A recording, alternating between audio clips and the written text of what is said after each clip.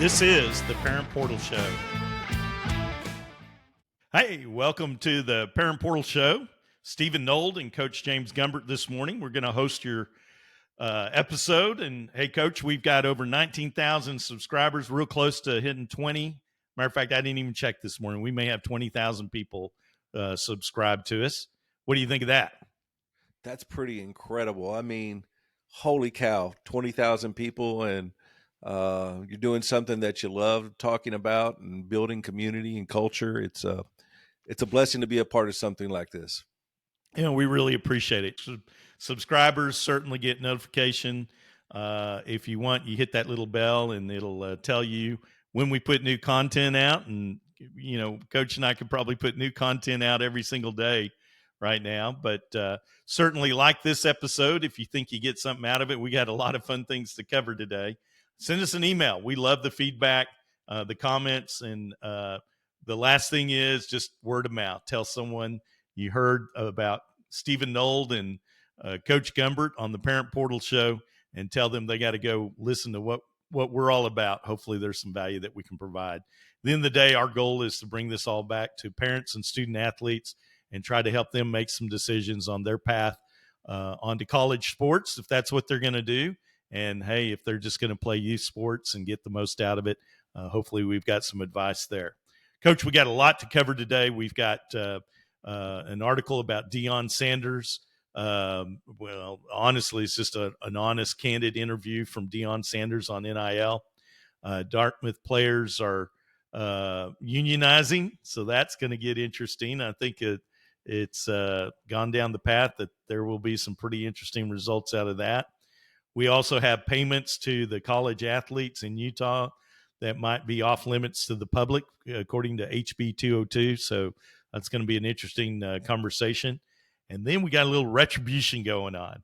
Already Tennessee in their fighting and Virginia fighting against the NIL, NCAA rules on NIL.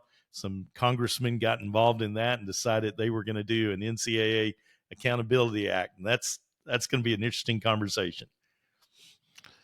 All of it is. It's, I mean, and we hadn't even touched on yesterday was National Signing Day. Oh, yeah. Yeah. I mean, who's got time for that? Yeah. All of these things. And we're not even leading with that because that's how crazy this world is that we're in right now. Right.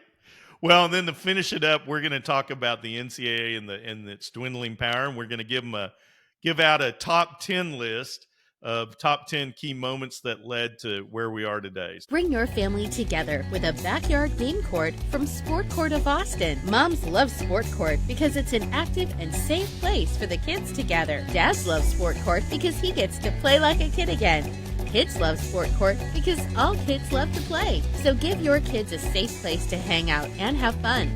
Call 512-335-9779 or go to sportcourtofaustin.com for more information.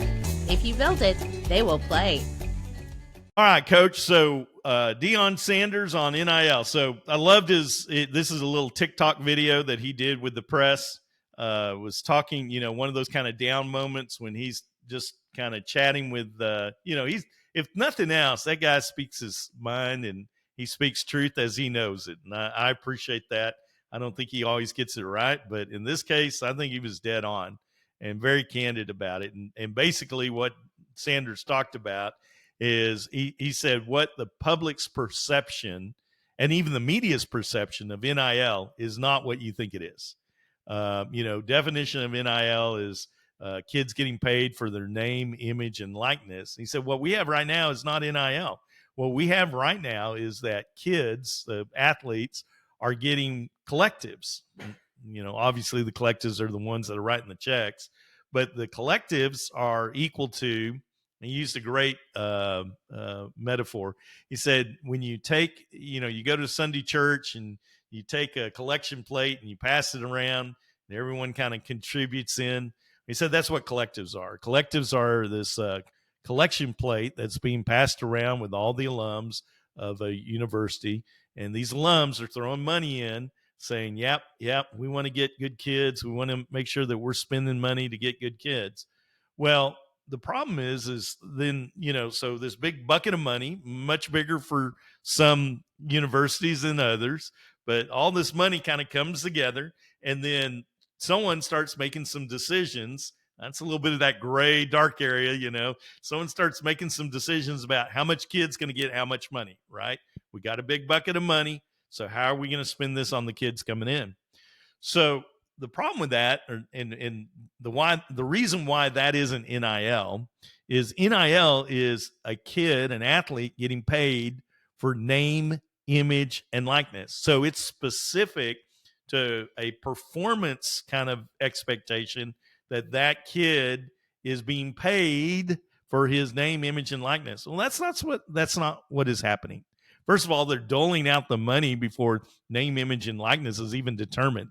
What a kid starts with. I mean, even Quinn Ewers was that way. What he started with NIL was certainly big dollars, but he could have gotten injured and been off the books the next week, So for them to set these monies up, and I'm sure they've got clauses in there, but to set these monies up, not really know what those measurements are, that's not NIL. Is the way. Go ahead. Yeah, it's pay to play. Yeah. Right? I mean, that's where the NIL has shifted. It's come from a place of like, hey, we're going to pay you $500 to come make a appearance at our car dealership, and we're going to be associated with you. You're going to be associated with us, to where now it's as much a part as the recruitment, if we can use that word, Yeah. of high school athletes and portal transfers as their performance. And you look at some of the budgets of what is out there right now, like on On3, they're talking about like major universities have a $10 million NIL budget of what they're using a year for their athletes. And so that doesn't have anything to do sometimes with, your guy that when we started was go to the car dealership. This has everything to do with like finding players and paying players. That's pay to play. Yeah. Well, and Dion pointed out, he said, okay, we've collected all this money that's supposed to be for NIL. He goes, how many commercials have you seen out there? If this is all about NIL, go ahead, tell me how many commercials, how many kids have you seen, athletes have you seen in commercials? And his point's pretty valid. I could come up, they kind of went through a little bit of a list. Bo Nixon, Quinn Ewers has got one locally. That certainly doesn't look like it's worth the money that he's been paid. But, all these supposed contracts, these commercial ideas where you would get some pretty big dollars, it's not happening. Maybe 5 athletes right now, college players. That's certainly not representative of the money that's being collected. So go ahead. Yeah, I agree with you. I mean, you look at universities that sponsor their entire team with leases to trucks. Yeah. And there was that article about the team out in Utah that did that. And I haven't seen a commercial. Now, we're not based Utah, but I mean, you would see and hear about something like that, right? And it's how they're skirting the whatever rules we're playing with, but it's kind of disingenuous to say that, hey, this is all, name, image, and likeness, and they're getting compensated for that. This is pay to play. Yeah, pay to play. And then one other really good point that Dion made was that brands really don't want to associate or invest and get their brand associated with someone who's kind of an unproven talent or an unknown commodity, right? So, these kids coming in and they can all be great kids. There's no doubt about that. But brands are very careful. When you start talking about your image of a brand and what the brand represents, it's very difficult to walk in with an unknown product, an unknown commodity of a kid and associate with that. They're very interested in associating with proven kids, proven athletes, and that's why you see it on the pro level a lot easier for those brands to associate. But they're not going to be interested early on in associating with the kid independently or one-on-one. So all this money's kind of going into this big bucket, and the brands are staying away from, hey, we're paying this kid specifically, to go be the spokesperson, if that's what NIL was supposed to be about. They're not doing that. You just don't see that. Yeah, it's you got to think like some of these big brands, clothing manufacturers, shoe deals, stuff like that. They would love to be able to get them in a contract, but then they decide when and how they're going to use that name, image, and likeness down the road. I mean, that's smart business. If you're a big manufacturer, you sign on an unknown kid for a certain amount, but he's signing what we've talked about in the past. Bad actors are out there. Yeah. They can be big manufacturers, and they sign on to this contract, and they have them for whatever amount of time that's in the contract. And you got to be smart, but they're looking out for themselves. Those big brands are looking out for themselves. They're not necessarily going, hey, we got to take care of this athlete right now, because that might be a bad investment 2 years down the road if an athlete gets arrested for doing something silly. It's like, we don't want to be associated with that. Yeah. So yeah. Well, and it's just the risk, right? I think that's what brands are looking at, is early on, when it's, again, an unknown commodity, an unknown player, they don't want to take that risk. And they do just fine. All-State still gets their net up behind the goalposts when they're kicking the field goal, and they get plenty of positives out of that. So they're doing just fine with their branding at this point. Yeah. All right. Well, so Dartmouth players are now going to move down the line of becoming employees. They have the ability to unionize. What do you think of that, Coach? Well, it's the next step, right? Of everything that we have discussed over the past year plus, it has been moving towards deciding if athletes are employees, independent contractors, or students, or what are they, right? Yeah. We've kind of gone through that whole word salad we kind of talked about in the past. Yeah. And we one of the things that we pointed out is nobody's going to step up and say, oh, this is right. So we knew that this was going to come to the courts. And right now that's where we're at. We're at the threshold of that. And Dartmouth was the first person to kind of get the gavel and start banging it on the desk and say, hey, we're employees. And so I think this is a logical progression. I don't think the universities are going to like this at all. And the NCAA is going to like it less, because there is, in my opinion, there's no way you can't say these are employees. I mean, you can call them an independent contractor, but that's a whole set of different things that go with that. And I mean, for everything that it is, this system that we've been playing with for decades is changing. And when this happens, and it is happening, the way that we've known college athletics is going to change as well. For nearly 50 years, Town and Country Sports has been the heartbeat of youth sports in North Austin, promoting fair play, sportsmanship, and most importantly, fun. TNC Sports is for kids of all ages, no matter the skill level, and we encourage the whole family to get involved. Right now, registration is open for soccer, flag football, baseball, girls volleyball, softball, lacrosse, and more. Space is limited. Don't wait. Sign up today at tncsports.org. TNC Sports. Come play with us. Yeah.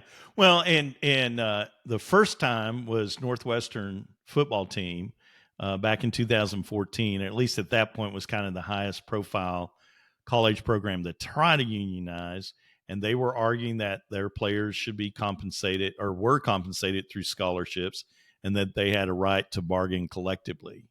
And back then, the NLRB, I got it right, got to make sure I get my acronym word salad correct there. The regional director decided that they were not employees, and they voted on it, and they basically said they didn't have the right to collectively bargain. So that was a big moment when it just didn't go the way that the college athletes had expected. Then we had the Yeah. Supreme Court. Go ahead. I'm sorry. Yeah. Okay. I'm sorry. I interrupt you, but it's No. like they didn't have NIL then. I mean, right? They didn't have that money's coming like it is now. That's it's out in the open kind of thing. Yeah, no, absolutely. Well, and so the Supreme Court, stepped in with their ruling and told universities that NIL was that the NCAA could not step in and prevent NIL, and I think it changed the landscape a little bit. Yeah, absolutely, and it's going to be, like I said, it's going to be decided in the courts, and it only takes one to get the ball rolling, and I think that's where we're at. Yeah. Well, and so the NLRB's decision, this Laura Sachs, regional director, I think she had kind of the right way to go about it. It didn't make that much sense to me. There's still some issues there that have got to be worked out. But basically, she said Dartmouth had the right to control the work, which is true. I mean, kids play, 30 hours of sports.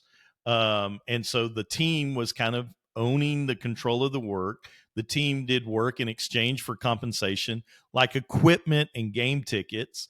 And the players were considered to be NLR employees under the NLRA, which is the National Labor Relations Act. Now, here's the challenge with that. I don't know why she didn't go ahead and include the scholarship component of it too, because to me, that's where the big value of playing college sports is. Now, not all kids get scholarships, so maybe she was trying to include everyone in it. Yeah, I think that may be the angle because, I mean, you have your walk-ons, you have your partial scholarships, and then, in some sports, it's not football, right? Yeah. It's the way that participation happens looks a little bit different because it's not football. I mean, I don't mean to like knock any other sport, but it's the money is in between the field goals. That's where they're building those giant stadiums. That's where they're building those, athletic departments that are $1 billion. Yeah. And it's it may not look like that on the lacrosse field. And yeah. Go ahead. Well, and you're right. I mean, and in this case, it was the Dartmouth basketball team, and they didn't get scholarships, so that's where the university tried to fight back on it. But there's still, because they didn't get scholarships, there were still commitments. I mean, maybe the hours that they just put into it. Every college athlete that I've ever met, the hours are just crazy on the commitments that these kids give to the program. So. Maybe that is the best way for them to go in and try to get this turned around a little bit. Now, I'm going to ask you, and I'm going to raise the question, Coach, is this really what we want? Because the moment that universities have to start paying college athletes, and think about across all sports, women's sports also, the big challenge here is if they have that kind of control, then they have a control to fire people and probably have to do away with some of these programs. Wouldn't you think? Buying or selling a home is a bit of a challenge in today's changing Austin market. If you're moving to Austin or selling in Austin, you need to reach out to one of my long-term friends and the guy who helped me, Chris Ott, with the Ott Group of Keller Williams Realty. I needed a professional with knowledge of the Austin area, and Chris was the right agent for the job. Chris, his business partner, Teresa Ott Bissot, and their team have helped thousands of people. The Ott family is celebrating over 35 years in Austin and plan to provide their real estate services for many more years to come.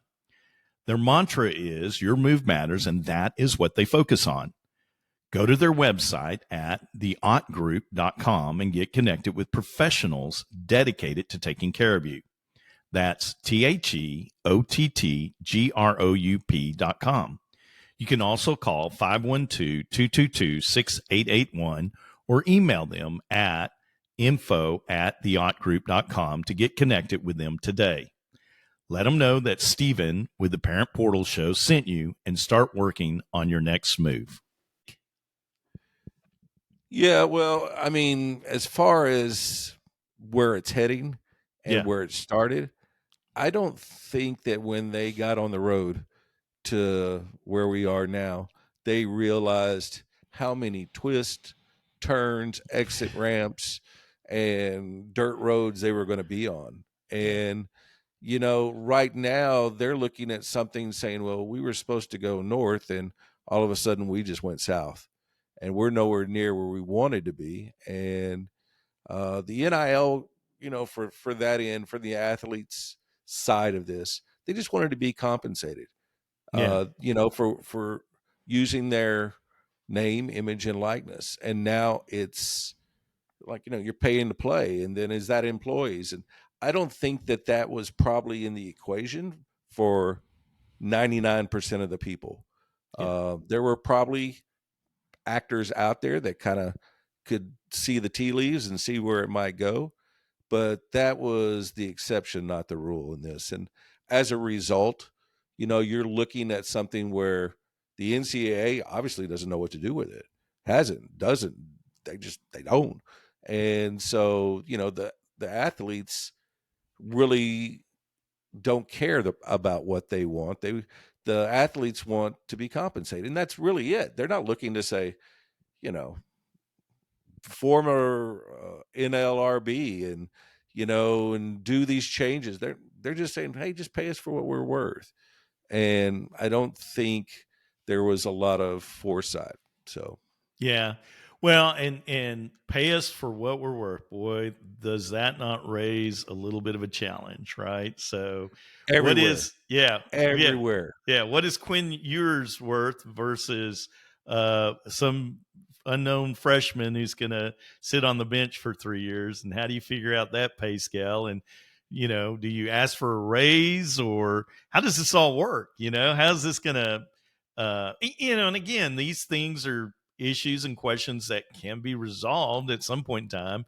And maybe it's a combo NIL plus employee pay. And, you know, you kind of, you pay it out as a kind of a, the way you would a sales guy. You get your base salary plus your commissions, and the top 5%ers are where most of the money's going to go, but you can't make things all equal by pay scale.